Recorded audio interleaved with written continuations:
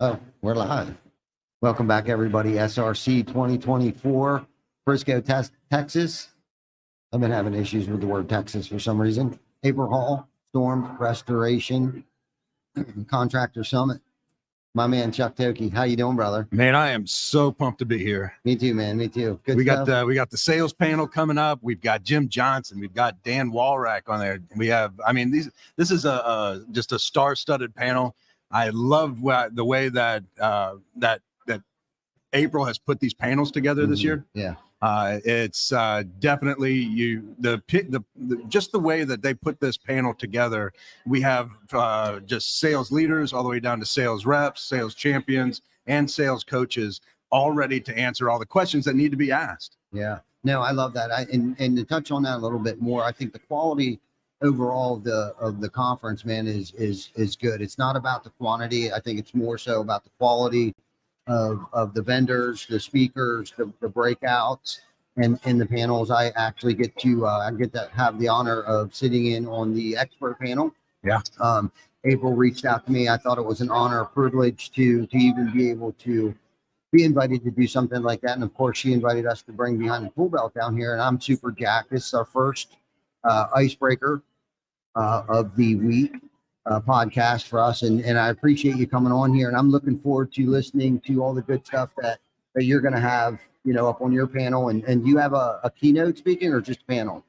Not this year. I don't have to get back, and I have a Bath Expo that I'm keynoting at. Oh, nice. Yeah. Where's that at? Indiana. Indiana? Yeah. Okay. So headed back tomorrow morning, headed straight over there. Yep. Wow. You're a busy dude. You were talking about earlier, you were doing some coaching calls. What does that look like when you talk about, when you say coaching, like exactly what kind of coaching are you doing?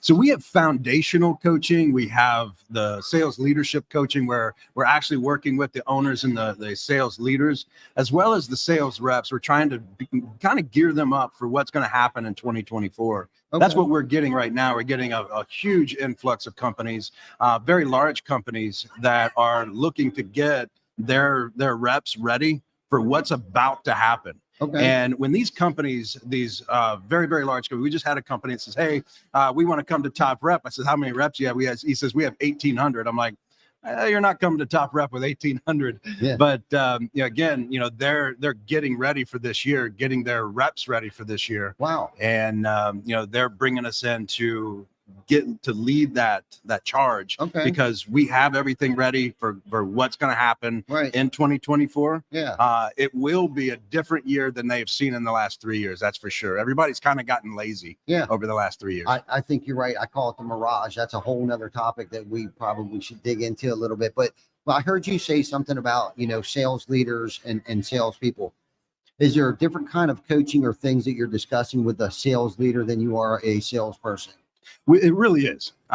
We dive a little bit deeper into the aspect of what it takes to be a leader. We kind of take the kids' gloves off. When we're dealing with sales reps, we have a lot of emotions and stuff like that we'll deal with. So we deal with them with kids' gloves. When it comes to a sales leader, those gloves, we let them know exactly what's needed, what they need to be ready for, and we gear them up for that. Okay. We let them know and really give them the tools that they need so that they're ready, not just for this year, but how they need to put their team together for years to come.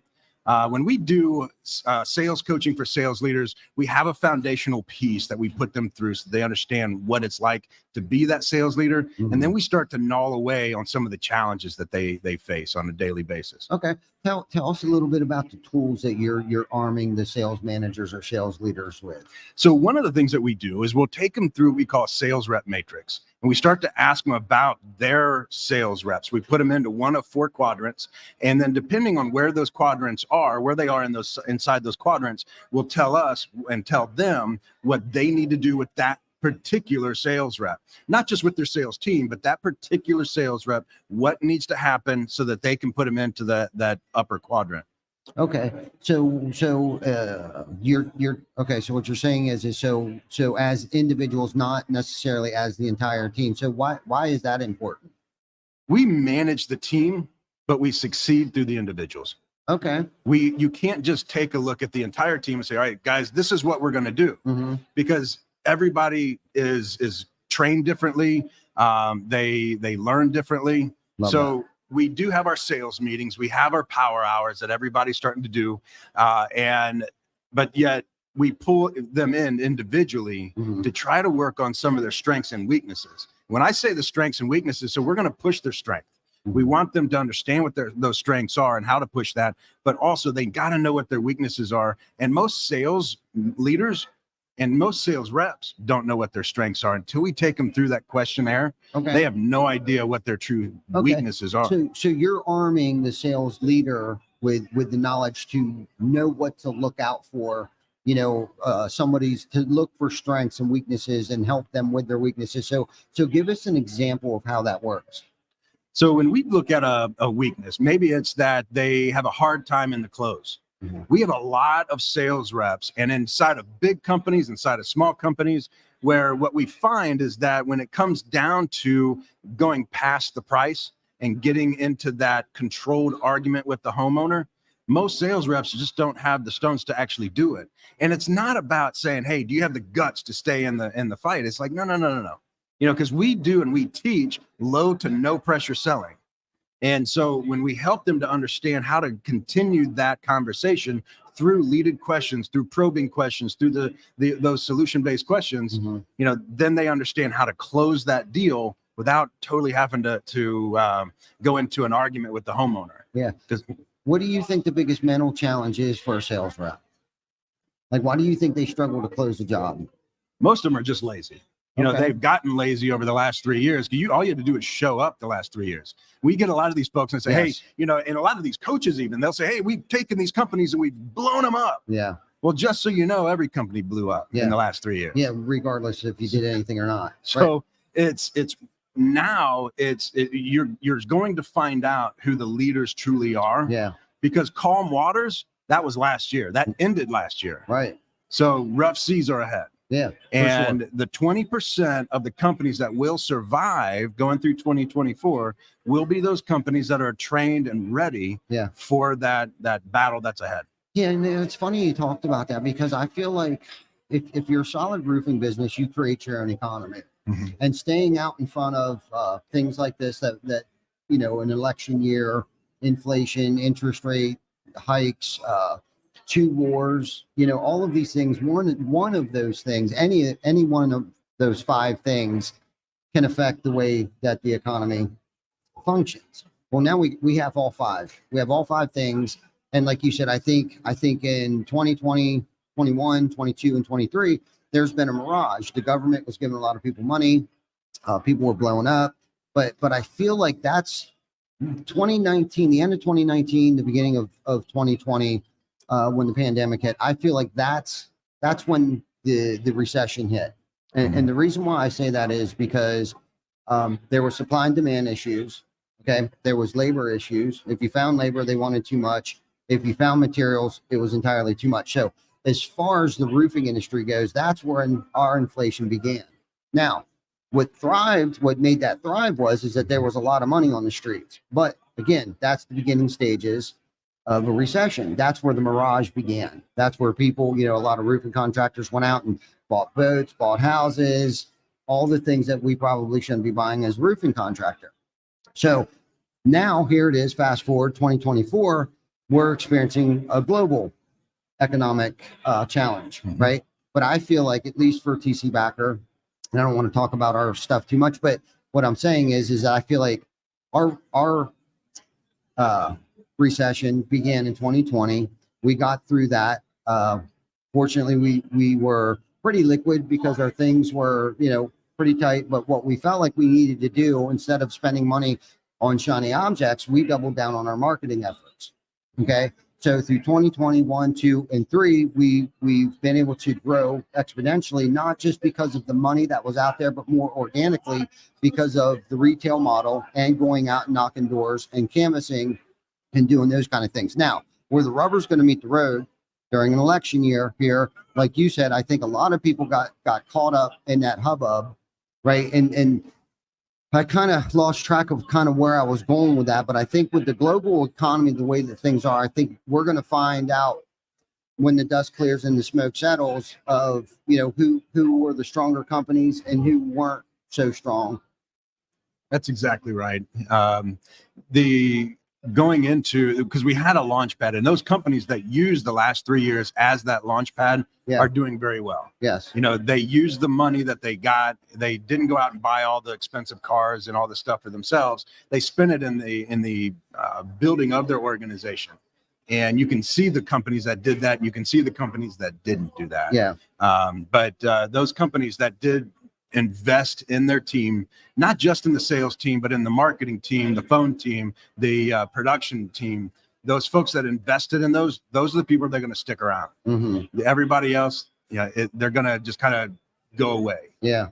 Yeah, no doubt. No, I think you're right. And that's why I was calling it the Mirage, because it was so easy to get caught up in that, and it became too easy. And I think some of us may have gotten complacent, entirely too comfortable, right, and kind of lost focus on what was happening around us, and thought, like, I think the phrase the new norm, I think people were actually taking that literally, like, this is the new norm, everybody's got money, so we're just going to keep spending money. Yeah. Right, but not in the areas that we're supposed to be spending money in, like sales training and branding, remarketing, or rebranding. We actually rebranded 3-4 years ago. I don't have the shirt on, I had it on earlier, but we actually rebranded our trucks. It was a pretty heavy overhaul, but it had paid dividends for us, because it was an investment, and it created more brand awareness. Glenn and I were in Texas, I think 2 or 3 years ago, and because we hand out so much of our swag, we got off the plane, we were standing in the airport, these ladies came running over to us. They were like, "You guys are everywhere." And we don't do work currently in Texas, but it was like we've marketed and branded ourselves so much and throughout the fishnet. So what we did with throwing the fishnet out, we got enough data to research, to figure out what worked and what didn't work. And that's what we were focusing on over the past 3 or 4 years, of like, what's working, what's not working, try this, try that, pull back on this, double down on that. And like you said, I think if companies weren't thinking about that, fuck you, Erico. Anyhow, shit, I lost my train of thought, fucker. Eric over walks by and like, yeah, he's flicking us off. That's right. The star has arrived. But yes, things are going to be different. And what is everyone going to do to make the pivot or changes that they're going to need to be? But the unfortunate thing is, I think if you didn't start making those changes 36 months ago, you might be ahead or behind the curve. You're already behind the curve. Yes. But it doesn't mean that you're out. Exactly. And there's a big push to go for inside sales right now. Mm-hmm. How can we sell a lot of this inside of our organization rather than sending sales reps out? And we're so far from that actually hitting the ground. Mm-hmm. We have a lot of companies that are doing it right now, and some of them are doing it extremely well. Yeah. But if you put yourself inside of a homeowner's shoes, yes, they're still expecting somebody to come out and sell you windows. They're still expecting somebody to come out and sell you a roof. They're not expecting someone for you to make the phone call. They tell you how much it is, and you're going to ask for their credit card right there over the phone. It's not happening quite yet. Right. But it's going to be moving sort of in that direction. It's going to be a slow burn. Yeah. And so we can't just ignore what's happening today. What's happening today is we still hit the ground. We still sell like we've sold, for years and years. Yes. But it's how we close is what's been changing. Okay. How we sell has not changed, but how we close is changing right now. And that's why we say that it's the low to no pressure selling. Okay. It's somebody asked me the other day, they're like, well, that model that you use, it's over. And I'm like, well, let me ask you, when you say this, what does that mean? He says, that high pressure. I says, I've never been high. I've sold high pressure in the past. Mm-hmm. I've been trained high pressure in the past, but that's all done. I don't do it anymore. I don't teach it anymore. I don't coach it anymore. And so when we talk and we look at the new systems today, these people are closing at 50 and 60% by just doing the right thing. Yeah. We've had the running joke, and somebody says, "Hey, I'm going to put it on a shirt." Is if everybody says you have to ask for the sale 5 times, mm-hmm. and so everybody's still running the clip of me saying, if you have to ask for the sale 5 times, quit because you suck. Yeah. No And doubt. I'm serious when I say it. You shouldn't have to. If you do your job, you barely even have to ask for the sale. Yeah. If you do your job. Yeah. And that's still today. Yeah. But we still have to look at tomorrow. We still have to look at the technology that's coming now that you should be ready for now and getting ready for the future so that you can turn that company and pivot the way that you need to, because it is coming. Yeah. Now, when you talk about technology, what are you referring to? So a lot of the technology we use Rilla. We've been using Rilla for over 5 years. We've been using Rilla just as they were starting to come into the home improvement space. Okay, what is Rilla for those of us that don't know what it is? Yeah, Rilla, what Rilla does is it allows your reps to be recorded in the house. And I know there has not been a company that we have helped that we have brought Rilla into where the sales reps are like, oh, hallelujah, they're coming in to videotape us or to audio tape everything we do. Yeah. Until they do it and they see it, they see what it does for them. Okay. They see what they get the chance to hear themselves, but also be rated in the house, be scored in the house, and told this is what you did right. This is what you should probably look at doing next time. Right. And a lot of it's AI. So we will actually come in and be your virtual sales manager. Top Rep can do that. And we will use Rilla for that. We listen to the Rillas all week long, purposes. And then we get with your team and say, okay, here are a couple of the clips. We actually take snippets from Rilla, from your recordings, and we put it into that sales meeting, and we let everybody listen to it and say, hey, this is how it should be done. Tommy, this is fantastic. Good job. Or we say, hey, Billy, this is how you did it. You didn't do a bad job. This is how you should do it next time. Wow. And we use those recordings to be able to do that. And we'll take those recordings and use them for training, or your company can use them for training. Yeah. Because it's one thing for me to sit there and teach you how to go through. I need to think about it. And I need to get 3 estimates, or even teach you how to present a price to a homeowner so that it seems like it's $5. Yeah. And, it's another thing for me to put it in front of you and show you how it's done in the house, how Billy did it in the house, how Tommy did it in the house. Yeah. So amazing. That's Rilla, and it's an amazing piece of software. They're literally sponsoring everybody right now because it's the biggest thing in home improvement. Okay. And I have nothing to do with it other than we're certified with Rilla. We are very in with what Rilla does. And you're using it as a training piece. That's very, very crucial. I mean, it's just it sounds kind of along the same lines like of recording the calls when they come in. I know we record them and we use the recordings for training purposes, so the person answering the phone can hear themselves and realize that they should have asked more questions, or how they sounded answering the homeowner's questions when the call came in. So how does that work? Like, how are you recording yourself when you're in a home with a homeowner? So it's either through your phone, or we actually took Rilla and Engage. We invited them together, and it just was a match made in heaven, if you will, because what Engage does is it takes your presentation and tells the sales manager what you used during that presentation, when you did it, how long you were on each page. You can look at the whole team. But with Engage, you can also go ahead and hit the button, and that kind of marries the two together, and it'll start to record you. Okay. So you can do it through your iPad or your phone. So you're just kind of setting up your iPad just like I have right here, and it's recording you with the homeowner. Right. Essentially. That's exactly right. Okay. So I would imagine that you're training the salesperson up pretty good, right? That way, when they sit down in front of the homeowner, they know what to say.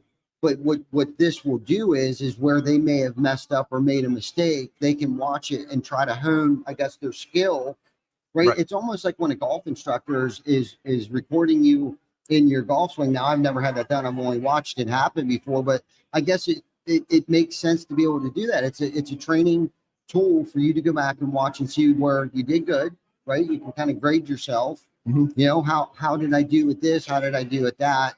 I should have asked this, or but that's very interesting. What other forms of technology do you think somebody else should start using? Another piece that we like is Project Map It. I don't know if you've heard of them, but totally. Project Map It. Steven Spence, love him. He's a great guy.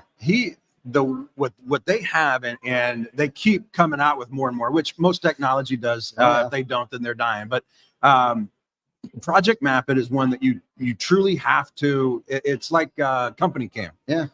There's a funny story, and maybe we'll get into that with Company Cam. But Company Cam is something that everybody has, and Project Map It will be just like that. Yeah. You know, it's going to be something that everybody has. I was we were actually selling windows, and I had the homeowner, and he says, can I, before we make this buying purchase, I really want to see another home that has that almond window in their house. And I'm looking through, and I says, so do you see the house right over there? And we were in their kitchen. You could see out their front door. I said, you see the house right there?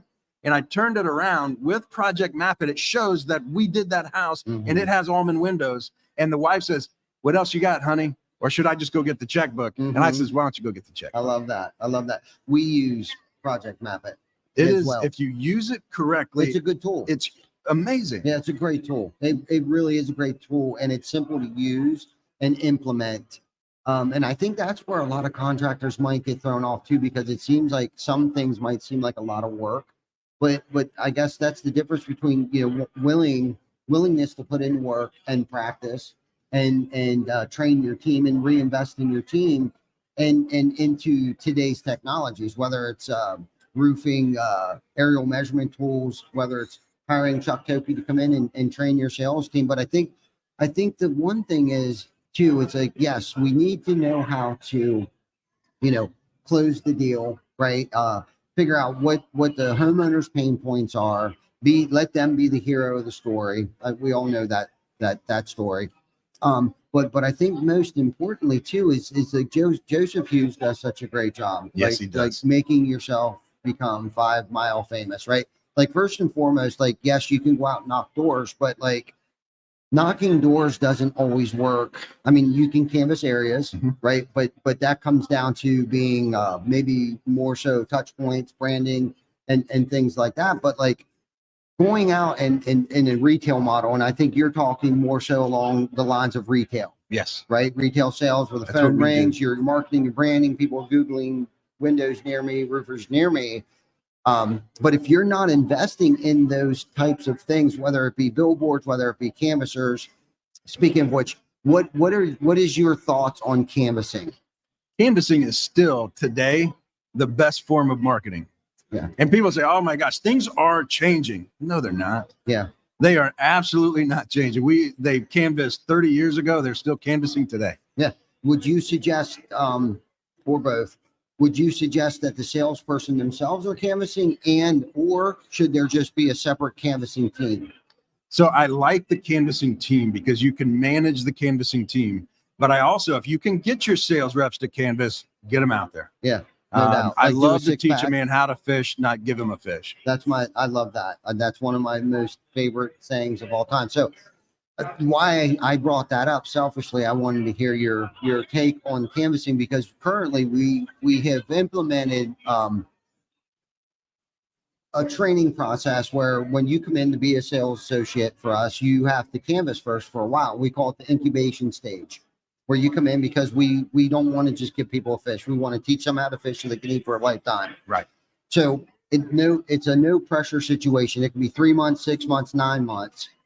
And if anything else, you're going to learn how to sell, whether it be osmosis or success by proximity. So you come in, you go out, you canvas, we show you, and basically we look at them as geo-targeters. We can tell them what areas to go to, whether it's a mall parking lot, go back in 3 hours, hit the same parking lot, the mall parking lots, neighborhoods, you know, things of that nature. And they go through that. They sit in on the sales meeting. We train them up on our CRM. We train them right now. Currently, we've been using Sandler. Yes. Sales process system. John in our company had studied it for like 8 years. He's like a master at it. Phenomenal. Sandler is great for commercial. Yeah. For business to business, not so much business to consumer. Right. Taking a homeowner down through the pain funnel just piss them off. Yes. You know, right. So Sandler is very pointed, I'm going to go get you, but it's very good. Yes. But when you're doing the business to consumer, you still have to have the velvet gloves, if you will. For sure. Absolutely. So canvassing's huge. If you're not doing it, you should probably be doing it. training your guys, reinvesting in your team. I'm just kind of recapping our conversation here. Being prepared for 2024. And this is the time of year that you should be doing it. Actually, probably about a month ago, if you didn't like beef up your website and things like that. Highly recommend hiring a canvassing team or at least training to get one. Training your salespeople. So what form, like when someone said that your style of training, what are they talking about? Like what that doesn't work anymore? Like what are they thinking doesn't work anymore? So when a lot of people think of us, they think of the one call close. And Okay. one call close is stereotyped as high pressure selling. Mm-hmm. And it's not. All it is efficiency. I'm going to tell you, if you came to my house and said that you had to come back, I'm kicking you out. Yeah. You're not even coming back. Right. You know, I don't have time. I didn't have time to meet with you then. You think I have time for you to come back? Yeah. You know, this whole 2-step close thing. Right. And so it's just understanding efficiency and understanding that homeowner just doesn't have time for you to keep coming back over and over and over again. Yeah. Now, how would you recommend if it's a roofing call that comes in, salesperson goes out, how do you explain that whole entire process to me? How is the salesperson getting the quote and everything, like from soup to nuts? Give me that synopsis. So when they get there, there's a whole process of, you know, it's the entry and warm up. What are they going to do when they get there? They have 30 seconds to get out of their car. I mean, we literally line out the entire process from pulling up to the house, from getting out of the car, walking up, knocking on the door. What are you going to do when you knock on the door? What are you going to say when you knock on that door? To getting in the house, sitting down with them, not just jumping up on the roof right away. Mm-hmm. So we want to sit down with them. We're going to go through a process with the homeowner. You know, and once we go through that process with the homeowner, then we're going to get up into the attic. Now, I have a lot of companies that'll raise their hand and say, yeah, we get up in the attic. I said, you have one guy in your organization, I promise you, that gets up in the attic. The other 15, they don't get in the attic. Yeah. You know, unless you follow them and make sure they're getting in the attic, they're going to skip that as many times as they can. No doubt. You know, so again, you know, we followed this process, and when we know that the sales reps, we know the companies that follow the process, mm-hmm. because their close rates are where they need to be. It's very consistent. You know, when they get up and do the inspection, we do an inspection like nobody else. And again, the reason why we do the inspection like this is because we do it because nobody else does it. Yes. You know, we do it because we're different. When we say that, hey, you need to be different as an organization, you don't just have to have different logo, different vehicles. Sometimes it's just the sales rep in the house. Yeah. I ask a lot of times when I'm speaking. So when you're leaving the house, you turn around and say, hey, do you mind if I ask you, what was it, Mr. Smith, that made you buy today? And that homeowner is going to say one thing, and they say it every single time. We bought because of you, the sales rep. Yeah. So we look at how that sales rep does their job in the house to make them different, how they speak, how they act, their process in the house. Mm-hmm. So that is what makes them different. When that sales rep leaves the house, the homeowner, after they've bought, will say, now that is a process that we've never seen before. Now, how long does this whole entire process take? It usually takes about 60 to 90 minutes. Okay. If it takes you less than 60 minutes, you're not doing anything. You're not doing it right. You're jumping up on the roof. You're coming back down, giving them an estimate. We like to call these either order takers. We like to call them campers. Yeah. You know, they're definitely not selling. And then we always get the folks, oh, yeah, we sell. Mm-hmm. You know, we sell it. Mm-hmm. Let me ask you, where do you get your leads? Oh, we're all word of mouth. Well, who wouldn't buy from you if it's all word of mouth? Yeah, right. And you're also probably $2 to $3 million. No, I'm not knocking people that are 2 to 3 million. What I'm knocking are the people that are 2 to 3 million for the last 7 years. Yeah, for sure. Shit, my mind just went blank. I was going to ask you a question then, because that was very interesting stuff. So 60 to 90 minutes when you were in a home. Oh, first and foremost, yes, it is very important to do an attic inspection. I don't know how many times that we've heard homeowners say that we've never had anyone get in our attic space and inspect it. Because one of the things that we like to do is that we want to figure out, why did they need a new roof? Predominantly, we do roofing, and that's why I keep talking about roofs and stuff. We do a lot of windows too, and gutters and stuff like that. But whatever the case might be, like, why did you need new windows? Why did your windows go bad? Because it could have been just a less expensive window. It could have been installed improperly. Same thing with the roof. improper insulation, improper ventilation, improper exhaust, all of these things where most roofs will prematurely age quicker than it should, because just due to lack of education, and technology is different today. Most people don't realize that your house breathes. It literally is breathing, right? And I think about this all the time. Each time that the weather changes, like the other morning on my way to work, it was frost on the roof, but you could see which homes had good attic ventilation and insulation and which homes didn't. And saying that is training your team to identify things like that, so then they can educate the homeowner. So are you training your guys to educate the homeowner? Is that a part of your training? And if so, tell us a little more about that. So a lot of this is based on the training that you're giving the homeowner. And we let the homeowner know that by the time I'm done, you could sell this product. Mm-hmm. And, people laugh about it, but that's exactly what we're doing, is training them, or we're helping them to understand how their home breathes. Because when it comes to the ventilation of the house, when it comes to the roof and the exterior of the home, that's how that home exists, is the outside. Yes. They have, the inside of the house helps them live. Yeah. But the outside of the house helps that home exist. Absolutely. And so we're going to help them to understand how it exists, why that home and all their neighbors, if they go out and buy something cheap, why their neighbors, they never have to do anything to their house, and they're always replacing this, always replacing that.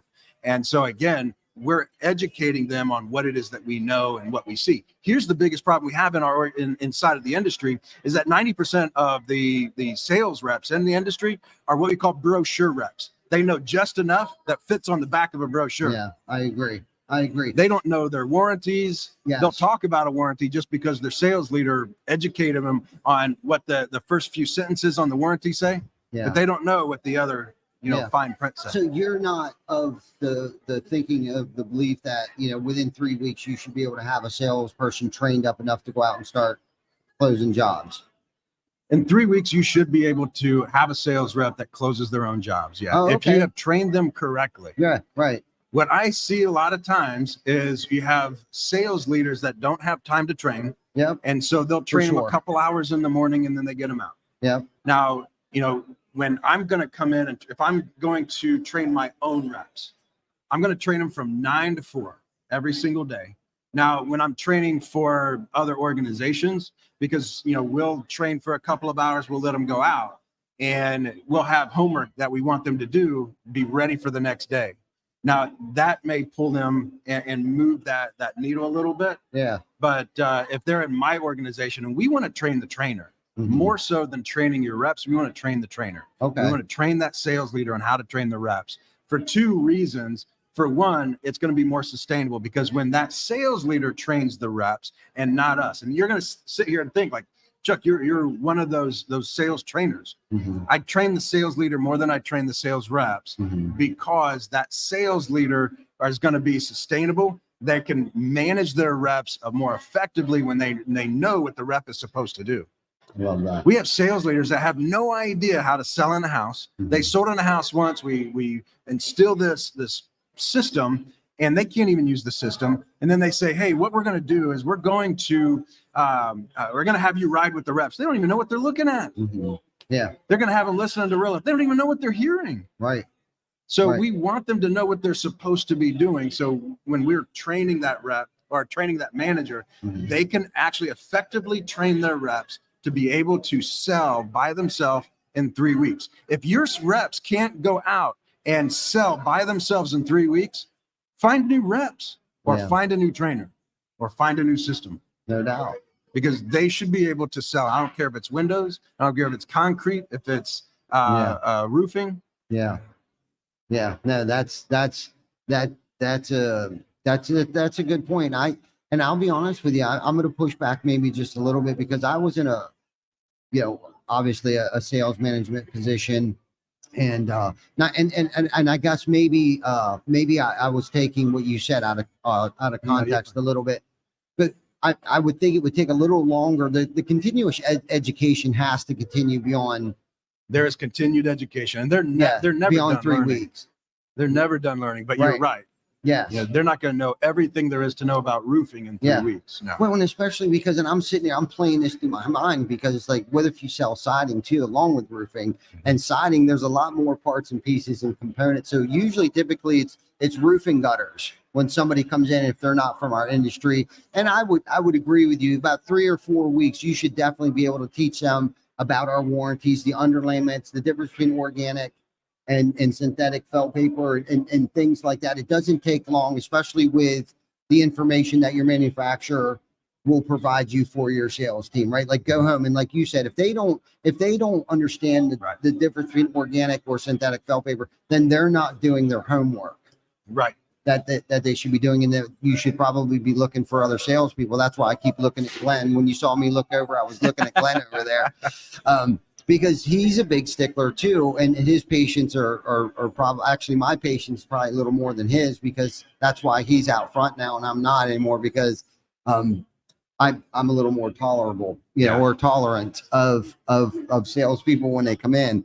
But anyhow, I would say that the continuous education of, and this is the other thing too. Now, would that be with a salesperson managing the job during the production phase of that, or are they just going out and selling the job? They just go out and sell the job. Okay.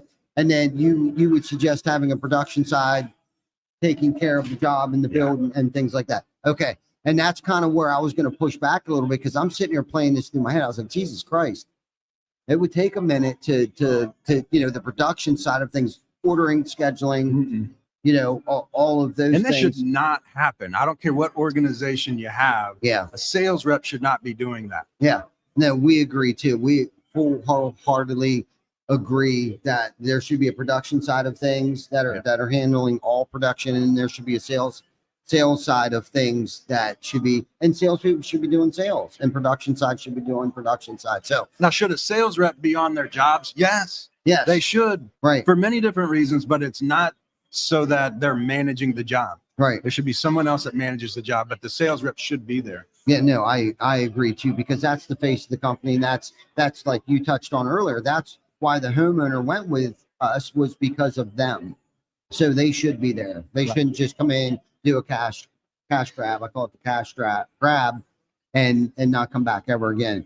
No, that's good. Chuck, this has been a really good, I feel like we can keep talking, but I know I promised Randy walked by earlier. Eric did the same thing. So I know a lot of people, but that's what's cool about this, man. And why we love doing what we're doing is because the experience and knowledge that we can capture by coming to a show like this, we don't have to wait a week at a time to get people to come on the show. By coming to conferences like this, we can capture so many professional, brilliant people like yourself in one clip. Over the next 3 days, we're going to do probably 50 podcasts with some of the most brightest and brilliant people in our industry right now. Yeah. So this is good stuff. Chuck, thank you so much for always coming, being here. Thank you for what you're doing for our industry. And I know you are doing an amazing job, because I hear so many people say, I'm kind of jealous that we haven't brought you into our organization yet. I know we talked briefly about it a few months ago, maybe close to a year ago, but at some point in time, we will have you come into our organization. That's how much I believe in you and what you're doing. And I've watched you and have heard a lot of people talk about always good things about your stuff. So Chuck, thank you for coming on. Thank you for everyone for tuning in. Chuck Thokey. Chuck, easiest, best way to get a hold of you if someone wants to bring you into their organization to have you train them? So the easiest way is just going to topreptraining.com. Okay. And then we have a top rep coming up in February 19th and 20th. It's already going to be the largest one. We've got Bob Quillen coming in. We got Megan Beatty. We've got some pretty big folks coming in, and they're not there to sell their stuff. They're there to train. Nice. So we're going to be training phone staff. We're going to be training the sales reps. We're going to be training the sales leaders. I mean, it's going to be amazing. I love it. But the easiest way to get a hold of us is topreptraining.com, or you can email me or find me on social media. Email is just chuck@topreptraining.com. There you go. You heard it here, man. You guys stay tuned, because we will be back here shortly. Thank you for watching. All right. Thanks so much. Yep.